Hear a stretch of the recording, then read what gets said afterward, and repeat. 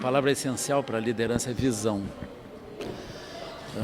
A segunda característica do líder é ensinar pelas costas, ou seja, ele não apenas tem visão, mas ele se movimenta a partir dessa visão e ele transmite uma segurança com relação ao que ele faz, ao que ele movimenta.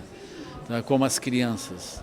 As crianças copiam dos pais o movimento dos pais, não as palavras dos pais. Então o líder ele deveria ensinar especialmente com o movimento dele, né? A visão significa o quê? Ele poder ver o tempo atual, ver o passado, ver o futuro. Ele vê também não apenas a configuração aparente das coisas, mas ele vê diferentes visões que diferentes seres têm. Então esse é o aspecto de visão, assim. E ele deveria desenvolver uma capacidade discriminativa, ele saber como que o movimento dele vai produzir resultados, que resultados esse movimento ele pode atingir. Por exemplo, um líder dentro de um campeonato nacional de futebol, como nós estamos vivendo agora, final, né? Ele sabe que ele não vai obter mais do que o título de campeão. Então o líder tem que saber o limite do que ele está se propondo. Ele tem que entender qual é o escopo da sua ação. E ele tem que entender esse escopo dentro de um conjunto de situações maior, né? Os valores é justamente o que vai definir se a pessoa vai obter alguma coisa ou não. Por exemplo, pode ser que o valor seja ganhar o campeonato, a partir de qualquer custo, né? Então isso é uma proposta. Essa proposta não é muito boa. Então quando a liderança ela é potencializada pela visão, uma visão ampla. A pessoa deveria imaginar que todos os seres aspiram à felicidade, aspiram se livrar do sofrimento. Eles deveriam se ajustar a essa noção e trazer a maior contribuição possível a isso. Quando a pessoa se move desse modo, ela tem êxito, efetivamente ela opera e obtém êxitos. E na medida em que a pessoa vai fazendo isso, a própria visão dela pode se ampliar. Então ela vai trazer benefícios de forma cada vez mais sutil e mais ampla. Eu diria assim que os melhores grupos são aqueles que têm uma proposta clara, onde um número maior de pessoas é capaz de sonhar sobre aquilo. Então, o grupo sonhando, quando as figuras principais saem, o grupo segue sonhando, ele não tem propriamente um percalço, né? Mas existem muitos grupos onde o objetivo mesmo da ação, ele não é muito nobre. Então ele vai depender mais de uma figura carismática mesmo, que leve as pessoas e compre elas de algum modo, não é? Porque aquele movimento todo, ainda que ele seja grande, ele não tem um sentido em si, né?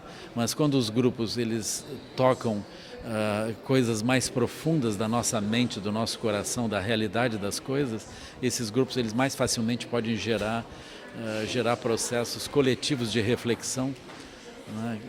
E esse grupo que se estabelece, que pauta os sonhos e as direções todas, ele se torna o líder, né? Esse grupo se torna o líder. Então, nós sempre oscilamos dentro disso. Os líderes carismáticos, eles são necessários quando nós não temos um propósito muito claro. O mundo convencional ele está em crise, né? Ele está em crise porque falta uma capacidade ética, falta uma capacidade de reflexão mais profunda, né? E isso não é um problema para nós, para os budistas, né? Então a gente sente que para nós esse tempo de crise significa uma demanda maior, ou seja, nós deveríamos de alguma maneira perseverar nos nossos objetivos, porque é como se as pessoas estivessem realmente necessitando mais. É como, por exemplo, se vocês encontram muitas pessoas feridas, isso é uma demanda maior para os hospitais. Nós estamos no âmbito dos hospitais. Então, para nós, isso significa expansão da nossa atividade. Significa que a gente deveria olhar com mais cuidado, né? Agora, as pessoas que estão sendo atingidas em meio a tudo isso, elas deveriam pensar como que elas podem se engajar em outras atividades onde elas possam gerar mais benefícios, né? Porque quando nós estamos sendo atingidos pelo movimento da impermanência, quando o tempo vem e se esgota para as coisas que nós estamos fazendo e as dificuldades elas se ampliam, nós precisamos da visão para encontrar outras alternativas mais apropriadas. E esse é o momento no qual nós precisamos das 5 sabedorias, especialmente, né? Ou das 6 sabedorias budistas. A primeira das sabedorias é não se queixar do que está acontecendo, mas imaginar que aquilo mesmo encerra oportunidades para nós fazermos transições importantes, né?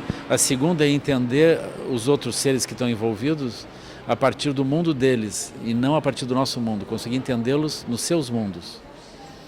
A terceira é entender que quando nós efetivamente trazemos benefício aos outros, surge como que uma energia extra em nós, surge uma felicidade dentro de nós. E a gente deveria viver a partir dessa felicidade. Quarto é não desperdiçar o tempo, não se engajar em coisas inúteis. Quinto é evitar trazer sofrimento aos outros seres e aprender a absorver as negatividades quando elas surgem sobre nós. E o sexto é nós sermos capazes de entender que tudo isso é como se fosse um jogo. A nossa natureza está livre disso. Nós já entramos em muitos diferentes jogos, em muitos diferentes momentos de dificuldade. A gente entrou e saiu. Quando nós somos derrotados, a gente tem uma sensação de derrota por um tempo. Mas mesmo essa sensação de derrota é inútil. Por quê? Porque a essência de nós mesmos é a capacidade de nós criarmos coisas positivas. Então a gente se levanta da derrota, esquece a derrota, aprende com a derrota, esquece a circunstância anterior e nós precisamos da capacidade de recriar o mundo, de reconstruir as coisas numa direção agora melhor. Essa oportunidade nós sempre temos. Esse é o papel essencial dos gestores. Os gestores são aqueles que sabem construir mundos, dar nascimento aos mundos, criar novos mundos. Nós precisamos criar novos mundos melhores. E os gestores estão constantemente criando novos mundos. Isso é o que eles são. A capacidade de criação de novos mundos é o que eles são. Dentro dos novos mundos eles também se criam, se recriam. Mas eles não são o que eles criam ou recriam. Eles são a capacidade de criação, eles estão antes disso. A capacidade de criação nunca entra em crise. O que entra em crise é o que foi criado.